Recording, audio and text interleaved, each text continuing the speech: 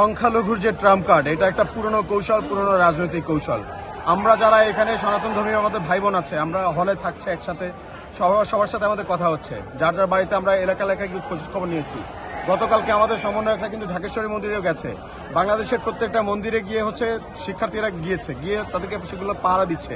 এমনকি আপনারা দেখেছেন এখানে যে ছাত্র শিবির যারা ছিল, যাদেরকে নিয়ে যাদের জঙ্গি বলা হতো, হ্যাঁ, নিষিদ্ধ সংগঠন বলা হতো, এমনকি তাদের একটা খুব পজিটিভ একটা কাজ আমি নিজে দেখেছি, যে তারা গিয়ে কিন্তু এই যে মন্দিরে ভাঙচুর যাতে না হয়, তারা কিন্তু সেখানে গিয়ে মন্দিরগুলো পাহারা দিয়েছে।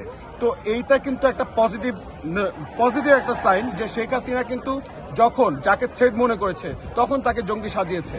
তো এই মুহূর্তে আমি সবাইকে বলবো, বাংলাদেশের আপনারা প্রত্যেকে এই যে যারা সংখ্যালঘু ভাইয়েরা আছে তাদেরকে আপনারা সেভ করেন, তাদের পাশে এসে দাঁড়ান, এবং সংখ্যালঘু ভাইয়েরা যারা আছেন আপনারা আলাদাভাবে যে শেখ হাসিনা যে ষড়যন্ত্র করছে, ষড়যন্ত্রের সাথে কোনোভাবে আপনাদের যেন যোগসূত্র না পাওয়া যায়। যদি আপনারা মনে করেন আপনারা এই ষড়যন্ত্রে সামিল হয়ে ইন্ডিয়ার যে গুজব ছড়ানো মিডিয়া তাদের সঙ্গে যোগ হয়ে আপনারা যদি মনে করেন দালালি করবেন, তাহলে আপনারা বোকার স্বর্গে বাস করছেন।